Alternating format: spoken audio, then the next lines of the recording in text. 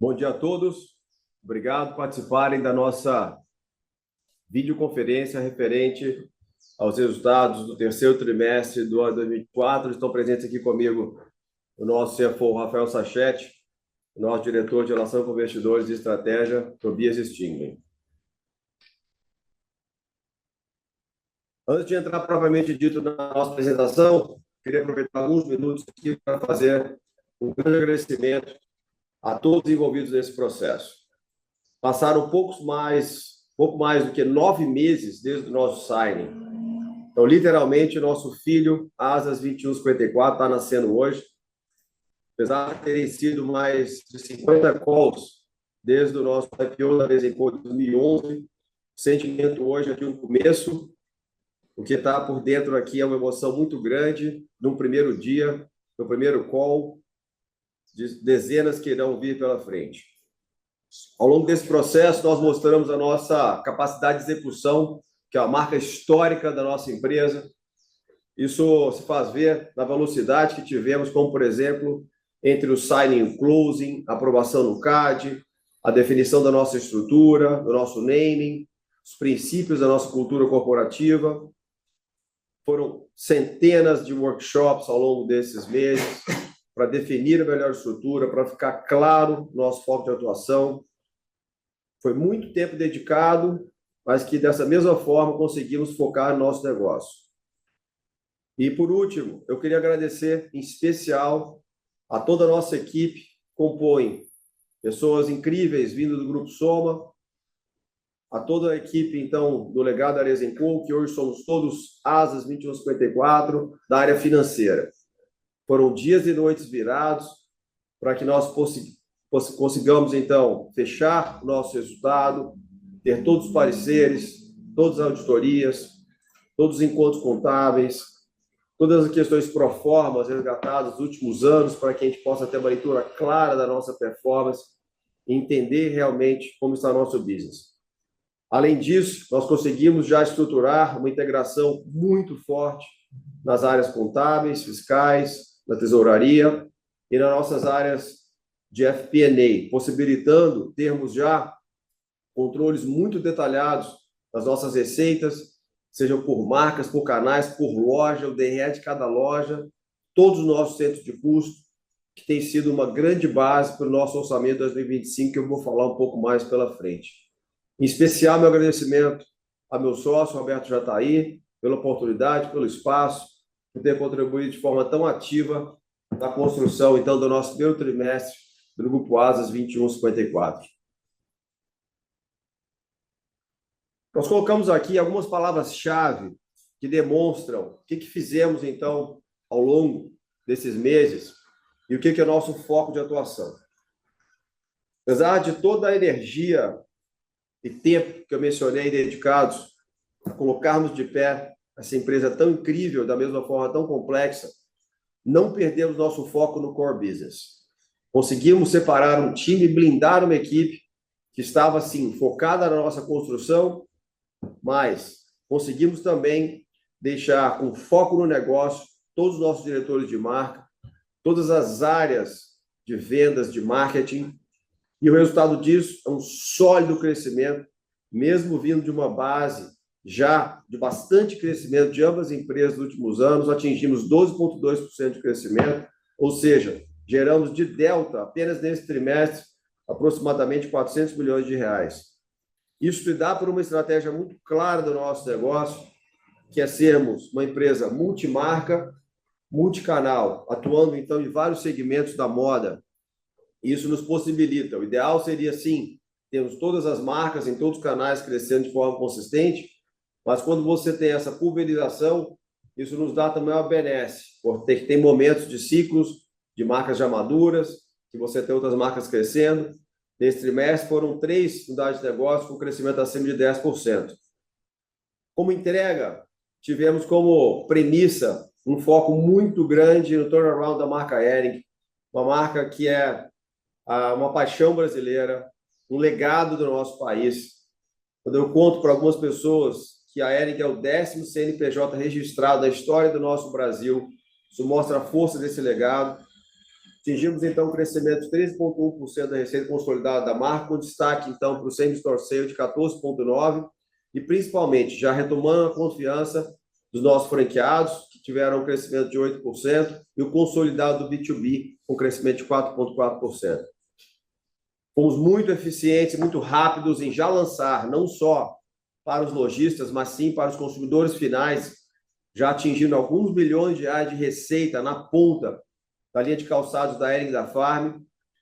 Farm lançou semana passada de uma forma incrível, de uma forma que a marca faz com muito diferencial, gerando muito desejo. Temos um produto que é best-seller, teve um giro superior a 20% na primeira semana de venda.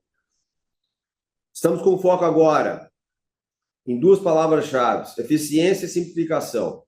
Como mencionei, iniciamos de forma muito antecipada o processo orçamentário de 2025, desde o mês de julho, processo de constante evolução. Temos mensalmente uma reunião de 3 dias com todo o C-level da empresa. Temos hoje um controle muito detalhado, não só do demonstrativo de resultado, mas também do retorno do capital empregado, da geração de caixa de cada marca. Temos tomado decisões importantes que irão simplificar nosso portfólio, maximizando nossos retornos. Esse é o nosso foco para 2025. Isso tudo embasado em muito entusiasmo, muita vontade, muita determinação, e muita garra, e muita paixão pelo que estamos construindo. Avançando na apresentação, alguns destaques já foram ditos. Fomos a maior empresa do setor de moda do Brasil, isso incluindo todas as categorias da moda, nesse trimestre, atingindo, então, uma receita bruta de 3,7 bilhões, com crescimento de 12,2%, no acumulado dos 9 meses, arredondando aí próximo de 10 bilhões de reais de receita atingida. Alcançamos um EBITDA de 477 milhões, isso tudo dentro dos conceitos pro forma que foram explicados, serão mais explicados pelo Rafael Sachete. E, ao longo desses 9 meses, atingimos um EBITDA de 1,3 bilhões de reais. A margem de EBITDA nesse trimestre, 15,7%, a contração já esperada pelo nível de despesas que tivemos com o deal. Não quisemos ficar ali caçando pelo em ovo e colocando despesas que talvez são operacionais, de viagem, de consultorias, de workshops, como one-off. Então, temos segurança que, a partir do quarto trimestre, iremos entrar no outro nível de melhoria de margem, estabilização e, principalmente, 2025, dentro desse robusto processo orçamentário que está sendo construído. Nossa grande premissa é, sim, crescer top line, mas gerando muita eficiência de bottom line, não só em margem de EBITDA, mas principalmente em conversão de caixa. Dando um deep dive agora, de uma forma mais estruturada, nossas 4 BUs. Iniciando com o nosso legado de calçados e acessórios, tivemos resultados satisfatórios. Apesar de vir de uma forte base de crescimento, poderíamos usar isso como pretexto. Acreditamos que poderíamos ter entregue um resultado melhor no consolidado da unidade de negócio. O same-store sale, até que em nível positivo de 7,7%, não é um indicador que nos deixa chateado. O sell-out total também veio no resultado que entendemos ser positivo, principalmente puxado pelo e-commerce, mostrando a resiliência desse canal. Vale dizer que é o e-commerce que no business de calçado é feito com preço cheio, margem bruta alta e, consequentemente, uma grande rentabilidade bottom line. Destaque para a marca Arezzo, continua sendo muito sólida no seu crescimento aí de high single digit. E a marca Vans, que apesar de ter tido das marcas de calçados o maior crescimento, ela, de uma certa forma, contribuiu para essa desaceleração, pois ela vinha historicamente crescendo em torno de 20 e poucos por cento, e nesse trimestre ela cresceu high single digit, mas foi dos maiores crescimentos. Nosso ponto de atenção, e aqui faz parte, nos deixa muito chateado, pois não faltou recurso, investimento de tempo, mas ainda não estamos on track no caminho que queremos para a marca Schutz. É difícil escolher um posicionamento que vai agradar mais a uma cliente formadora de opinião e perder um pouco o mercado do que é chamado Brasil Grande, onde a marca penetrou muito durante a pandemia, crescendo, como falamos, com produtos de logo. Essa troca tem sido difícil, essa escolha não é fácil, e a marca ainda apresentou um resultado negativo, apesar de nada estratosférico. A marca decresceu 3,5% nesse trimestre, ainda não é o resultado que queremos. Então, isso tudo consolidado faz com que a BU de calçados e acessórios tenha um crescimento no mercado doméstico de 3,9%, pelo que temos de carteira de pedidos de alto verão e Natal, que já foram entregues grande parte em outubro. Esse número tende a melhorar, chegando perto do high single digit para o quarto trimestre. Estamos trabalhando num foco muito grande de aí acertar, sim, a marca Schutz, que tem um peso em torno de 25% dessa unidade de negócio, para um crescimento melhor no ano de 2025. Aprofundando agora os nossos resultados na nossa unidade de negócio de vestuário feminino, fica um grande destaque, e aqui meus cumprimentos pelo trabalho feito. Agora é a consequência de um trabalho já plantado há muitos anos, principalmente no mercado internacional da marca Farm, que cresceu 33,7% em reais, devido, então, ao crescimento da marca no mercado europeu, ao forte crescimento da venda das lojas de departamento nos Estados Unidos e do e-commerce. Estamos em um momento importante de decisão de qual caminho futuro estratégico vamos querer para a Farm Global. Temos uma demanda muito grande por abertura de lojas. Estamos abrindo algumas lojas para melhorar nossa penetração no mercado americano. Iremos abrir mais 2 lojas em Londres, qual tem se tornado a Inglaterra um dos melhores mercados para a Farm Global. Isso ajuda também a crescer o e-commerce. A partir do momento que você abre uma loja, você gera mais awareness e, por consequência, cresce a venda do e-commerce e o desejo por grandes lojas de departamento. No mercado brasileiro, tivemos 5 marcas com crescimento acima de 10%, ainda um ponto de atenção de 2 marcas mais premium, que tem um volume significativo, que se encontra num processo de ajuste, mas que a tendência, principalmente já os pedidos tirados da coleção de inverno, serão entregues no primeiro semestre de 2025, com resultado positivo. Me refiro aqui às marcas Animale e Nativosa. Como eu mencionei no começo, lançamos na semana passada um processo muito bem feito. Meus cumprimentos mais uma vez a toda a equipe da Farm.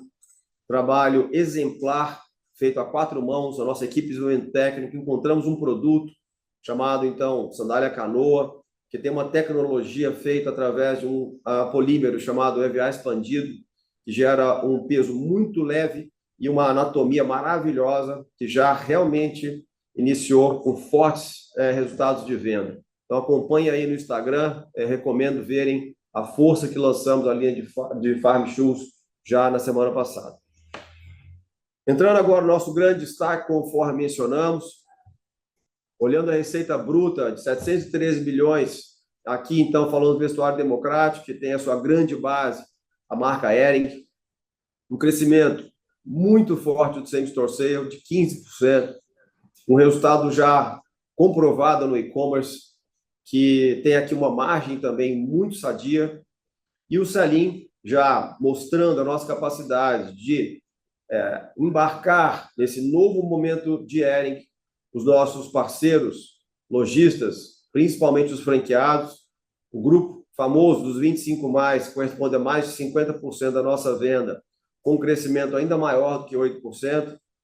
O resultado do quarto trimestre tendem a continuar essa aceleração de uma forma exponencial, mostrando, então, que o Business Hering está on track para se manter de forma sólida, trazendo, então, grandes resultados para o Grupo Asas 2154.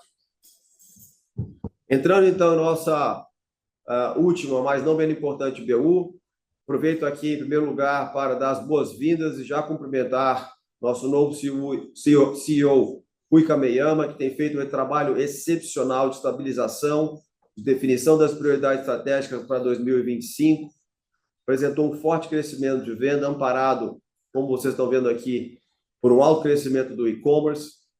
Temos aqui marcas de muito desejo, como a Reserva Gol crescendo de uma forma exponencial, apoiando todo, a Oficina, com abertura de lojas que geram realmente alavancagem já no D0. Aqui em Oficina não tem aquela questão de loja abrir para maturar, a loja já abre atingindo aí números altos de venda. Temos um bom pipeline de expansão da linha Oficina.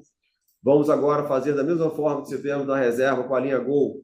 Vamos criar uma linha extremamente bacana de calçados e acessórios para preencher o mercado de algumas marcas que não existem mais, o sapato mais casual. Então, a gente está muito confiante na continuidade de crescimento da oficina e com prioridade estratégica para 2025, vamos buscar equilibrar, então, o crescimento de venda sadio, talvez com alguma redução, mas principalmente aqui com a melhoria do capital empregado e, consequentemente, um foco maior em geração de caixa. Eram esses destaques que eu gostaria de fazer das BUs. Passo agora a quantidade de apresentação para o nosso CFO, Rafael Sachete. Obrigado, Alexandre. Bom dia a todos. Bem-vindos ao nosso primeiro conference call da companhia Asas 2154. Vou apresentar agora o resultado do terceiro trimestre da combinada da companhia. Importante ressaltar que nós vamos falar dos números pro forma, que unem o período do terceiro trimestre completo do ano passado da antiga companhia Grupo de Moda Soma e da antiga e da agora combinada Asas 2154 com os dados também de Arezzo&Co. Partindo para os nossos números, atingimos 3,6 bilhões de receita no período, um crescimento de 12,2%, altamente influenciado pelo crescimento da BU de vestuário masculino, de vestuário feminino e do nosso vestuário democrático, em especial nos canais de venda direta ao consumidor, com grande relevância do canal de e-commerce. Partindo para o lucro bruto, tivemos um crescimento de lucro bruto de 11%, uma pressão de margem de 50 basis points. Essa pressão é explicada positivamente por mix de canais, então vendas maiores em D2C ajudam a performance da margem bruta, e negativamente por dois principais fatores. O primeiro deles, a questão do PIS e COFINS sobre subvenções, os quais foram apurados e pagos nos meses de julho e agosto, no negócio de vestuário feminino e de vestuário democrático, essa era a prática adotada até então, e negativamente também por margens brutas menores no trimestre, decorrentes de maiores liquidações e algumas higienizações de estoque no negócio de vestuário masculino e no negócio de vestuário feminino. A saída do inverno teve algum impacto de liquidações maiores. Partindo para as nossas despesas, tivemos alguma pressão de despesa no quarter. Quando falamos das nossas despesas, a forma com que apresentamos são sempre divididas entre fixas, variáveis e eventuais. Nas despesas fixas, tivemos muita disciplina, um crescimento de 7%, abaixo da nossa linha de receitas, e esse é o objetivo de médio e longo prazo do grupo, continuar mantendo as despesas fixas muito controladas. As nossas despesas variáveis cresceram 13% no período, em linha com o patamar do crescimento da receita, principalmente porque o canal de venda direta ao consumidor carrega um pouco mais de despesas variáveis. E nas nossas despesas eventuais, que são as despesas discricionárias, tivemos um aumento mais substancial, e aqui muito relacionado aos investimentos para a construção do futuro de Asas 2154. Passando por um período de menor eficiência com a criação da empresa Soma Brands, onde tivemos que movimentar todas as lojas do antigo grupo de moda Soma para esta nova empresa, gerando custos e algumas ineficiências, algo que não vai nos impactar em 2025, porque a gente já vai fazer a transição dessas lojas para a Cidade Maravilhosa, a implementação das linhas de calçados em Hering e Farm, que exigem investimentos importantes em construção de time, construções de equipe para produção de amostras, marketing, visual merchandising, planejamento, que não tem receitas correspondentes no período para combinadas suprirem, fazerem frente a essas despesas, algo que nos próximos trimestres geraremos receitas mais do que suficientes para cobrir esse nível de investimento feito. E, por fim, despesas com viagens, consultorias inerentes ao processo de fusão, que não estão reconhecidas como on-off, mas que impactaram o nosso terceiro trimestre. Com isso, encerramos com um EBITDA de 476 milhões, 15,7% de margem EBITDA, 120 basis points de pressão. Partindo para o nosso lucro líquido, encerramos com um lucro líquido recorrente pro forma de 163 milhões, são 23,8% de queda contra o mesmo período do ano passado, e a explicação para essa queda ela vem de maiores despesas financeiras, devido à maior alavancagem da companhia, maiores despesas com AVP dentro das despesas financeiras e, principalmente, pela provisão do imposto de renda e contribuição social na ordem de 90 milhões de reais em relação às subvenções. os quais estamos provisionando para todo o período do ano de 2024 em relação às operações incentivadas da Lei da Moda. Excluindo esse efeito, nosso lucro líquido chegaria a 250 milhões no período, crescendo 9,1%. Passando para o slide número 10, trazemos uma reconciliação do EBITDA pro forma para o EBITDA recorrente pro forma, partindo de 531 milhões para 476 milhões. Aqui os principais impactos, nós temos 139 milhões de despesas do deal.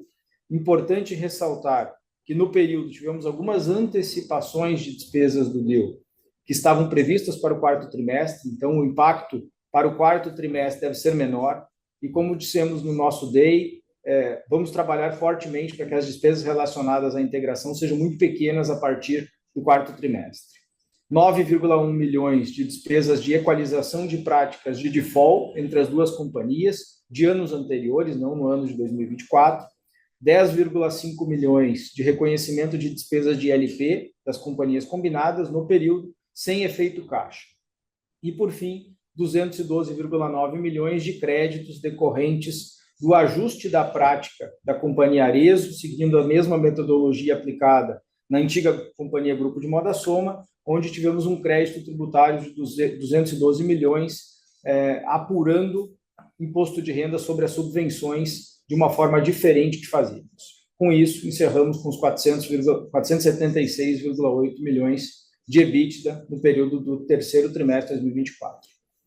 Partindo para a reconciliação do lucro líquido, no slide 12, saímos de um lucro líquido pro forma de 83 milhões para um lucro líquido recorrente pro forma de 163,8 milhões. Os principais impactos foram os 54,3 milhões da primeira coluna, que estão explicados no slide anterior, são a soma de todos os itens do slide anterior, 10 milhões de depreciação e amortização de ajuste contábil em relação à mais-valia da companhia Hering, e o combinado das duas colunas do número 4, 67 milhões de positivo efeito de imposto de renda e 191 milhões de uma baixa de um ativo diferido da Grupo de Moda Soma, antiga empresa Grupo de Moda Soma. Ela possuía esse ativo diferido de imposto de renda e contribuição social. Na aquisição, no momento da fusão das duas companhias, esse ativo diferido precisa ser baixado, ele não tem efeito caixa e era um ativo diferido de longo prazo de recuperabilidade, então terá pouco efeito aqui ou nenhum efeito no caixa da companhia no médio prazo, na nossa visão.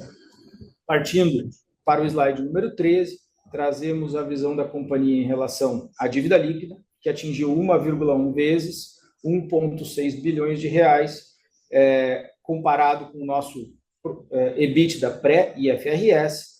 Importante ressaltar que a companhia encerrou o período com 766 milhões de caixa e com poucos vencimentos nos próximos 3 trimestres em relação ao seu endividamento. Também é importante registrar a capacidade de geração de caixa, o sólido balanço e o tamanho do contas a receber da companhia, que hoje possui mais de 900 milhões de reais em cartões de crédito, um ativo de fácil liquidação e baixíssimo risco de crédito.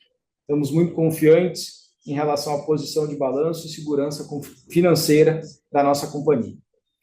Passo agora para o Q&A. Obrigado a todos e um ótimo dia. Bom dia a todos. Obrigado por participar do call. As perguntas estão entrando aqui, vou começar a direcionar diretamente para o Sachete e para o Alexandre. A primeira pergunta que veio aqui da Dani Eiger, ela gostaria de saber um pouco, Sachete, essa é para você, sobre a dinâmica da margem bruta. Ela gostaria que a gente desse um pouco mais de detalhes dos drivers da queda de margem bruta no feminino e no masculino no trimestre. Essa é a primeira pergunta.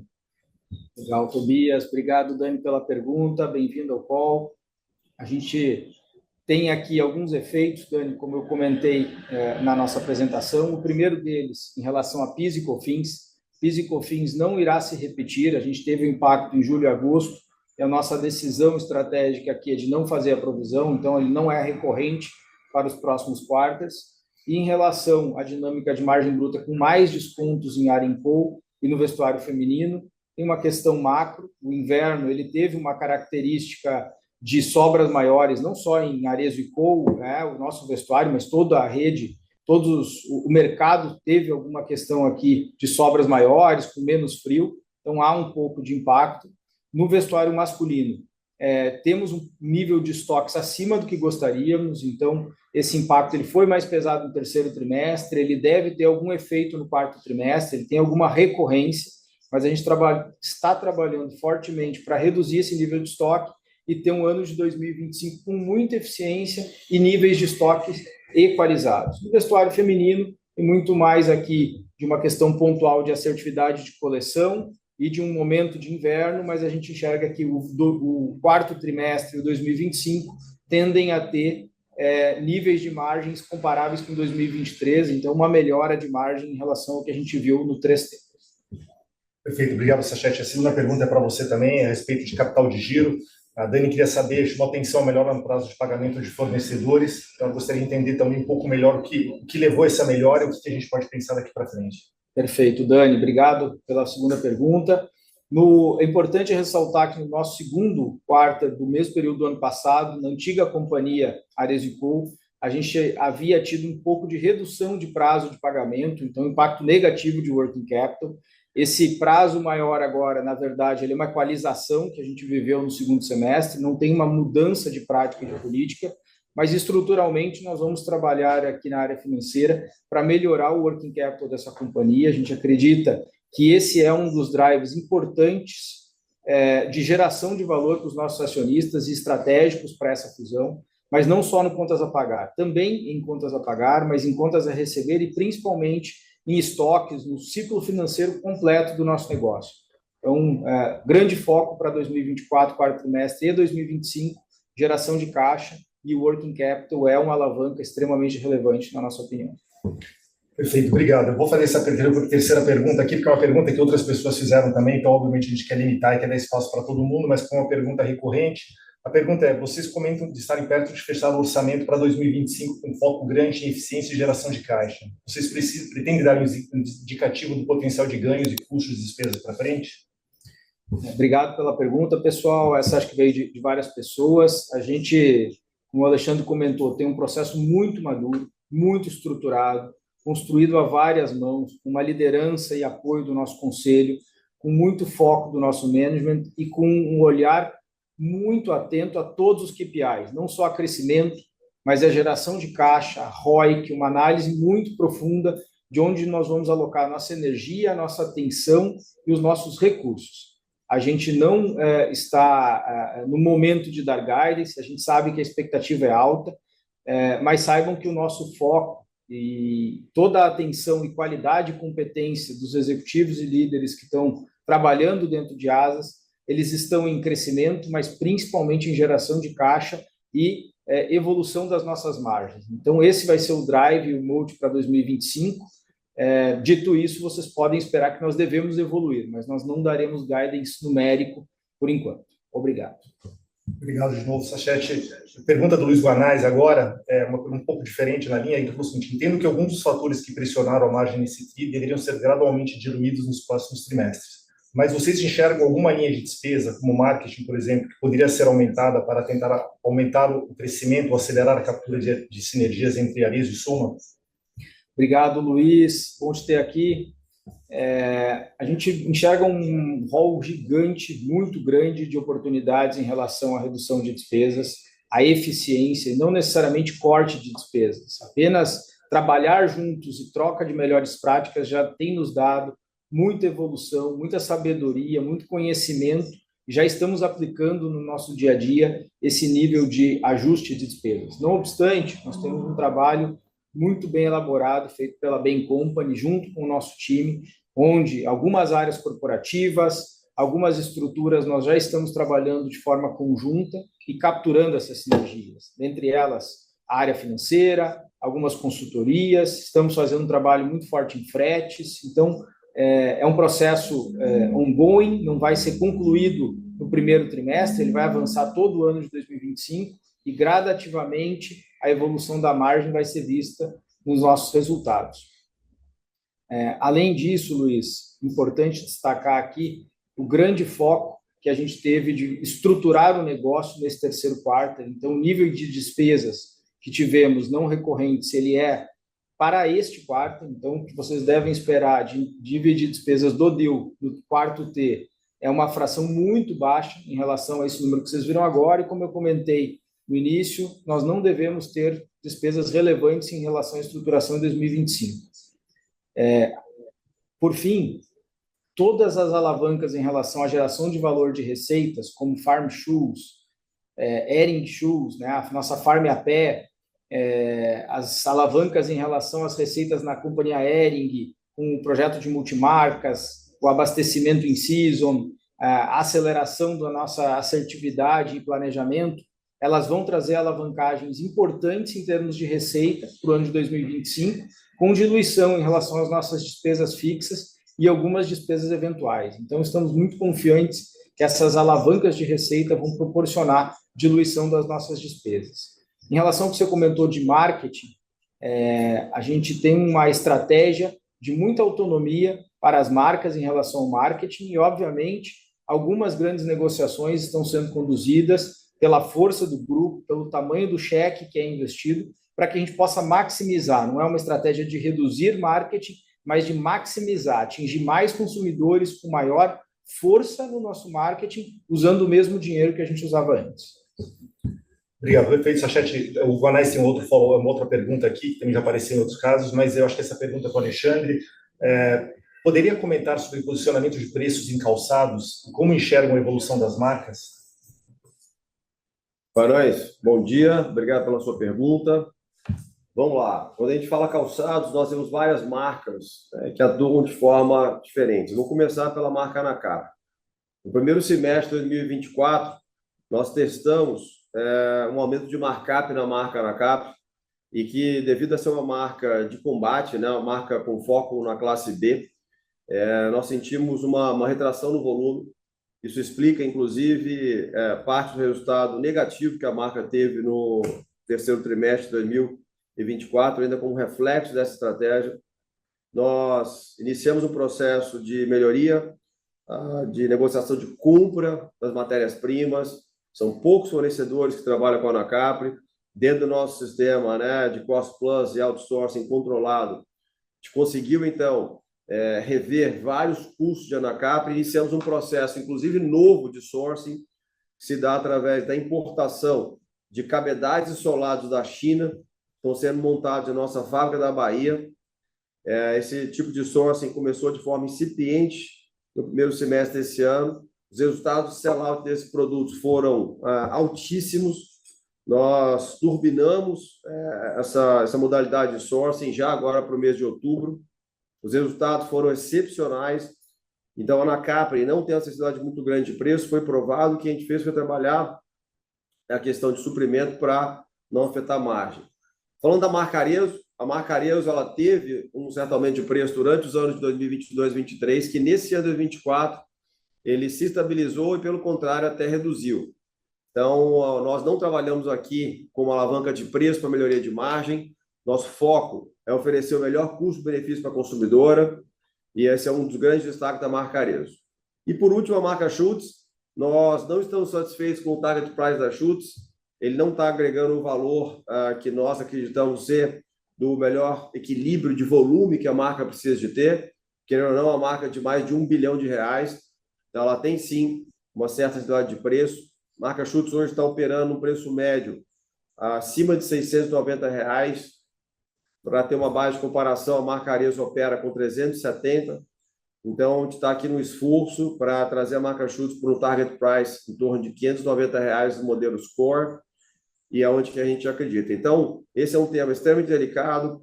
Nós temos como cultura aqui, sim, o foco em trabalhar preço, até como estratégia de posicionamento e marca, mas nunca afetando a margem bruta devido ao nosso sistema de cost plus. Qualquer questão de preço que a gente tem que fazer, nosso grande foco é trabalhar na engenharia de produto. Acho que seriam esses os grandes pontos que eu teria para colocar. Perfeito. Obrigado, Alexandre. Uma pergunta agora do Vinícius Trando, do BS. Uma pergunta que tem aparecido também recorrentemente, na verdade, com relação ao nível de estoque na reserva e na Hering. O Sachete já falou um pouco a respeito disso, mas se você quiser completar alguma coisa ainda. Perfeito, Vinícius. Obrigado pela pergunta.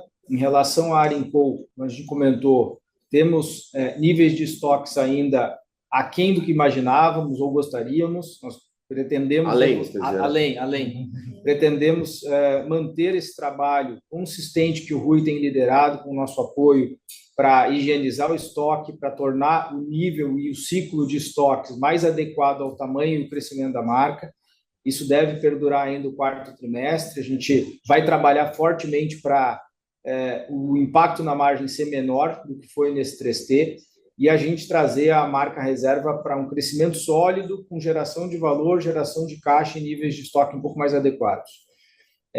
Lembrando que a moda masculina ela é mais recorrente em termos de cores e modal, então nós temos aqui também a opcionalidade de manter alguns níveis de estoques até o ajuste pleno dessa cadeia toda de supply.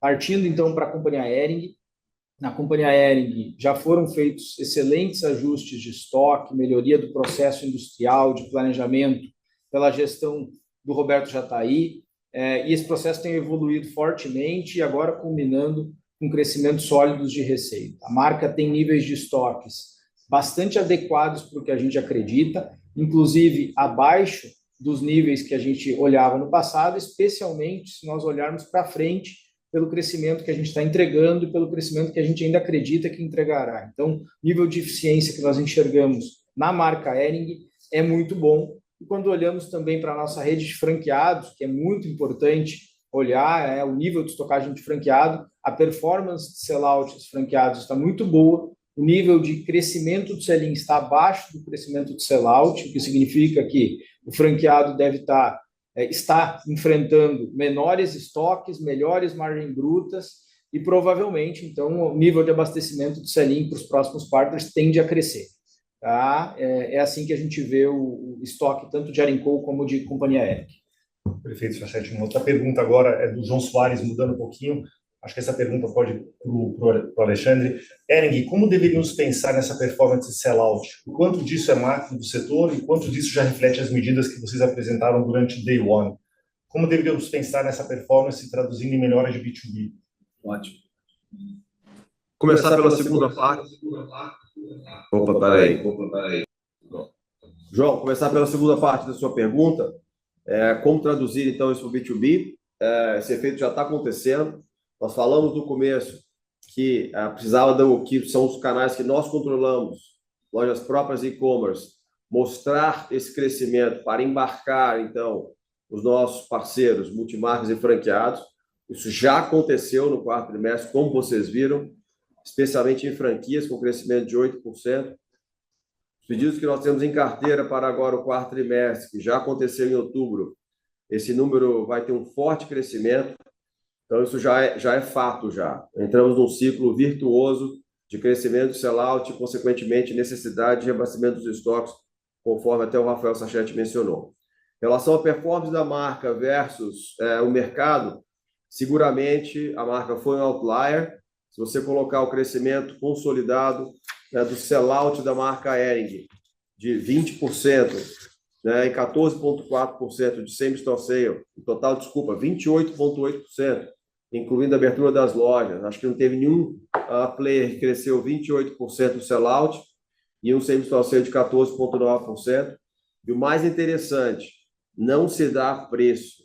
Esse é um crescimento de volume, de tickets. Então, nosso objetivo principal, que era atrair mais atenção e desejo à marca Hering, já mostra gerar resultados.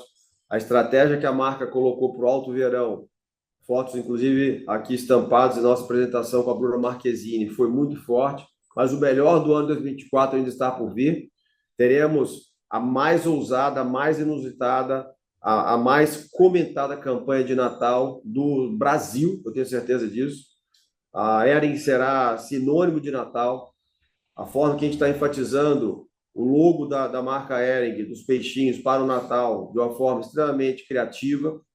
Então, com isso, então, a gente aumenta o volume e acreditamos que a marca Hering vai continuar sendo um outlier no setor de vestuário, ganhando market share, se posicionando diferentemente do que estava no passado, um pouco misturada aí com talvez loja de departamento, e sendo uma monobrand, uma marca de valor que vende não só produtos básicos, mas um básico inteligente, tanto no setor masculino quanto feminino, E vale dizer que quando a gente coloca o consolidado da Hering, aqui está deturpado até pelo Kids, que é uma linha que a gente ainda não tem investido da forma que a gente queria. Deixamos como segundo plano o nosso trabalho em Kids, que tinha um peso relativamente interessante na marca Hering. Então, o crescimento, quando você coloca só as categorias adultas, elas estão ainda muito mais fortes que os números apresentados aqui. Obrigado, Alexandre. Última pergunta do João aqui, mas é uma pergunta que apareceu mais de uma vez também, a respeito de impostos. Sachete, acho que é com você. Se puderem esclarecer que política vão adotar em relação às subvenções. Pelo visto, vocês voltaram a provisionar tudo, correto? Faz sentido manter essa política ou vocês pensam em revisitar? Perfeito, perfeito. Ótima pergunta.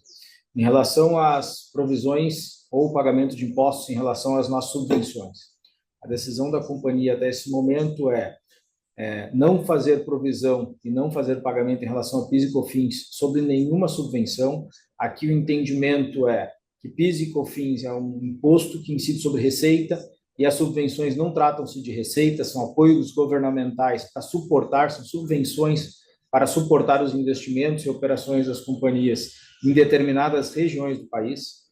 Em relação ao crédito presumido, onde nós temos trânsito em julgado na maior parte das empresas, não fazer a provisão do imposto de renda e contribuição social, pela recorrência e pela jurisprudência em relação ao entendimento do STJ de que crédito presumido não deveria pagar imposto de renda sobre nenhuma subvenção. Por fim, em relação à lei da moda, nossas operações no Rio de Janeiro, na lei da moda, estamos fazendo a provisão dos valores, retomamos desde janeiro fazendo a provisão para as operações de grupo de moda Soma e da Arenco, sendo que vale reforçar que são somente provisões, esse impacto não gera efeito caixa até janeiro, onde teremos aí contramedidas importantes, que é a utilização do nosso ágio da companhia Hering. Acho que vale ressaltar também... Se eu puder comentar o estudo também da malha logística, utilizando todo o parque que a gente tem já no estado do Espírito Santo, caso a gente não tenha condições de reverter questões estaduais. Perfeito, Alexandre, corretamente. Bom, uma pergunta agora obrigado, Sachete, uma pergunta do Joseph Rodano, do JP Morgan. Olhando para a estrutura de back-office, qual o estágio atual do processo de integração? Como vocês estão vendo potenciais oportunidades de melhoria de eficiência de uma plataforma única integrada? Só pega a primeira frase desse. Olhando para a estrutura de back-office... Eu começo aqui, você termina, Sachete? Claro. Obrigado pela pergunta. Julgo que a gente está no estágio ainda inicial, com grande destaque para as áreas financeiras. Acabamos de contratar um diretor para implementar o nosso CSC. Estamos definindo o site location aqui, Campo Bom. Estamos na fase final de projeto. Então, temos muito a agregar no nosso back-office e a criação de um CSC estruturado. Então, isso está na fase inicial. Temos várias áreas ainda de duplicidade e redundância dentro das unidades de negócio, mas é um processo que está sendo feito com muito cuidado para não afetar o que é mais importante, que é a independência e a força das nossas marcas, que geram receitas com alta margem bruta, e essa é a nossa premissa. Mas eu passo agora para o Rafael Sachete, para ele dar mais cor ainda sobre esse importante aspecto que faz parte das nossas discussões aqui quase que diárias. Perfeito. Em relação ao ponto da área corporativa, é uma área que vai ter constante evolução e ganho de sinergia, então você não faz normalmente um Big Bang nessa transformação. O primeiro grande movimento já foi feito, nós estamos juntando todas as lideranças, a maior parte delas já unificadas sobre uma única liderança, com uma estrutura que já começa a trocar melhores práticas, unificar contratos, serviços, apoios, com ganhos de eficiência já no dia 1, e conforme o ciclo do desenvolvimento do projeto e construção do CSC, a gente vai apresentando ganhos recorrentes nos próximos quartos, todas as áreas corporativas da companhia.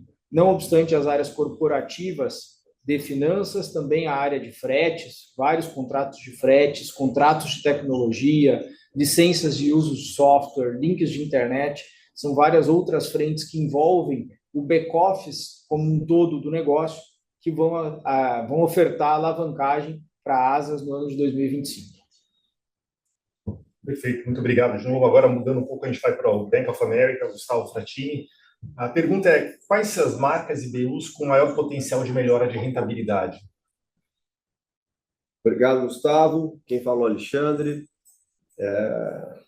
Temos um grande foco em manter crescimento acelerado do nosso business vestuário masculino. Entretanto, é onde temos uma contração mais forte de rentabilidade nesse terceiro trimestre de 2024, por consequência, onde então temos trabalhado na conscientização e um foco em realmente vender mais sim, mas sobrando mais. Então, aqui temos uma oportunidade. Da mesma forma, não demonstramos aqui, mas tivemos uma grande alavancagem da marca Hering, dando aqui números percentuais dos 13% de crescimento de receita, geraram 30% de alavancagem de bottom line. Então, a gente sabe que tem um espaço em Hering, que a despesa fixa está muito bem controlada. Então, a alavancagem de top line gera uma super alavancagem de bottom line. Além disso, olhando como companhia de uma forma geral, a marca Schutz, devido ao seu decréscimo de venda, as despesas ainda estão altas, então a gente precisa de retomar o crescimento dela, porque a gente quer manter o nível de despesa que é basicamente em marketing. E, por último, quando a gente fala, então, de canais, algumas marcas podem usar como benchmark interno, inclusive, uma melhoria de margem nos seus canais de venda digital. Então, é onde que a gente tem focado a maior atenção, querendo 2025 levar toda a metodologia de uma gestão mais presente no canal de multimarcas, pois é o canal com maior alavancagem, com maior crescimento de margem do nosso negócio, e entendemos que várias marcas ainda têm uma baixa penetração de distribuição no multimarcas. Perfeito, obrigado, Alexandre. Mudando aqui agora para o Ruben Couto do Santander, essa pergunta bastante importante também. Performance de venda da Farm US se mantendo bem positiva, se podiam dividir expectativas de crescimentos nos próximos trimestres e dar um update de como está a rentabilidade da marca internacional. Ótimo, Ruben, obrigado pela pergunta. Esse resultado do terceiro trimestre ele foi bem acima do que a média, tá? Esses 33% não deve se manter como média, mas com certeza você pode esperar um número aí acima de 20%, 25%. A rentabilidade nesse ano 2024 tem sido excelente, como fruto, então, de uma estabilização das despesas fixas, e apesar das aberturas de lojas que aconteceram durante o ano, são lojas que já geram uma margem positiva ou flat de bottom line. E para 2025-26, estamos nesse momento em um deep dive na definição estratégica, porque a marca está num momento muito forte, principalmente nos 3 maiores países de atuação, que é os Estados Unidos, a Inglaterra e a França. Temos a capacidade, sim, de investir, acelerar esse crescimento e talvez ter uma certa contração de margem no curto prazo, ou de ter um crescimento mais paulatino e continuar melhorando margem. Então, essa é uma discussão estratégica que ela está acontecendo nesse momento. Acho que não tem uma resposta certa, é uma escolha. A virtude está no meio, como sempre aprendemos.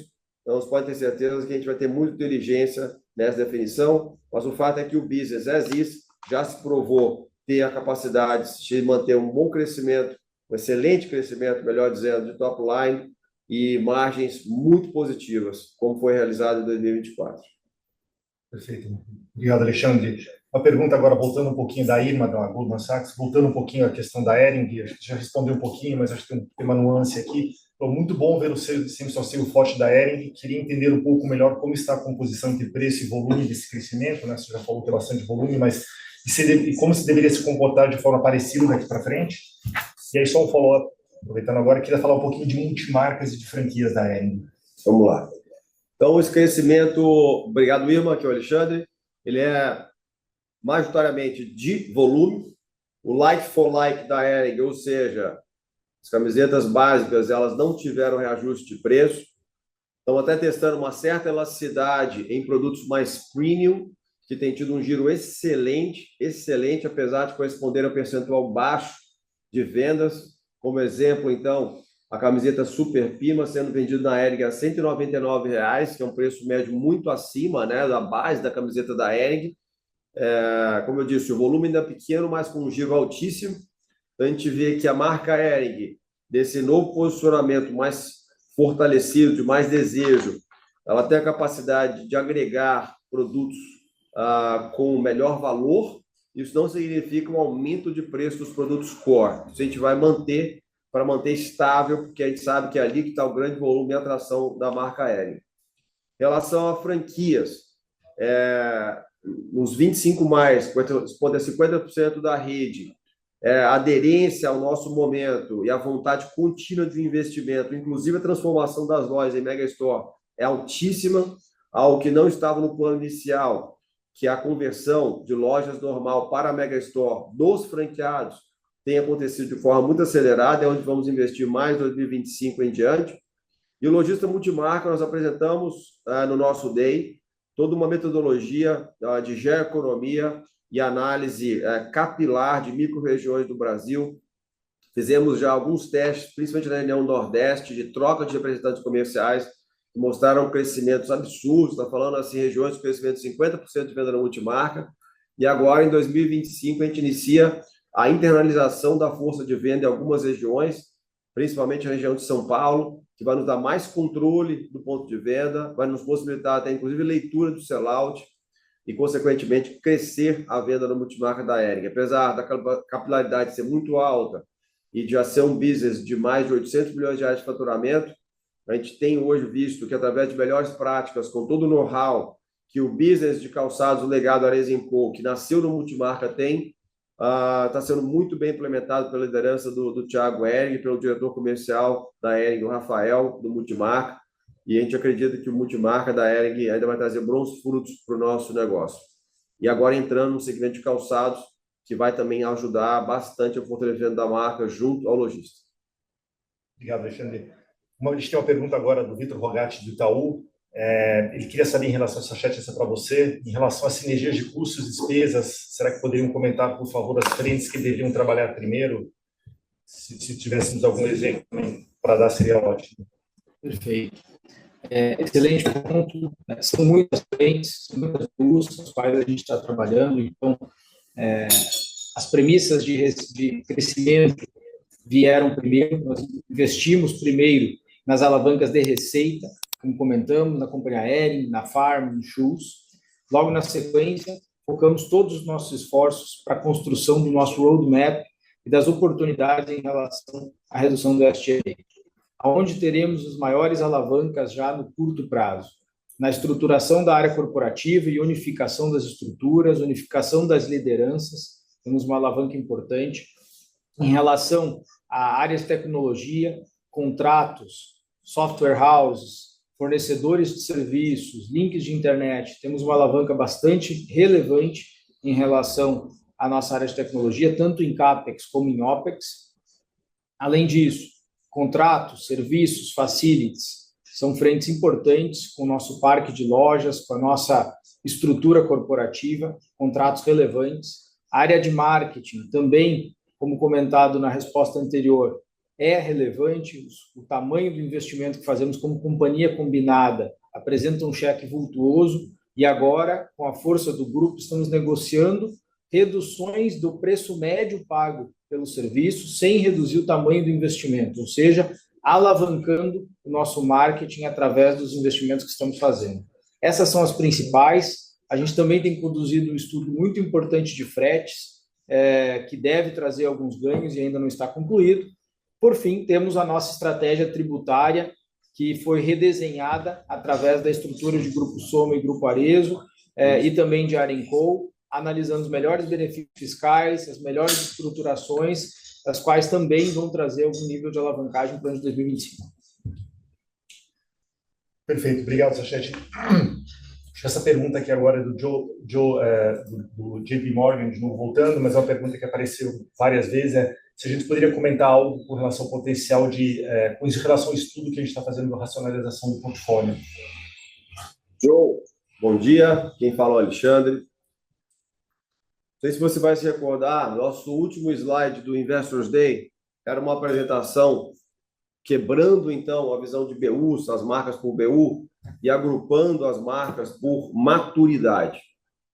E ficou claro ali, né, os diferentes momentos do nosso grupo de marcas que temos e, consequentemente, qual que é o objetivo estratégico de cada uma dessas marcas.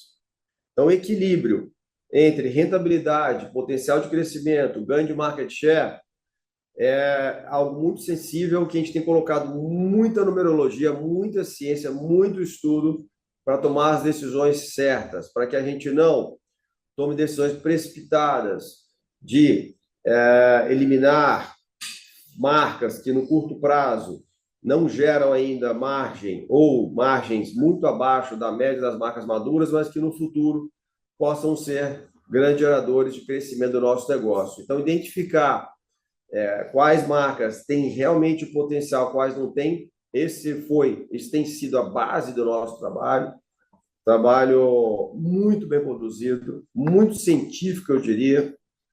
Algumas decisões foram já tomadas, outras em processo importante de maturação, mas a nossa premissa aqui vai ser mais tender, sim, por focalizar nossa energia aonde que ou dá para investir ainda mais, apesar da marca já ser madura, ou em marcas que realmente têm potencial de atingir um faturamento que seja relevante dentro do total do Grupo Asas 2154.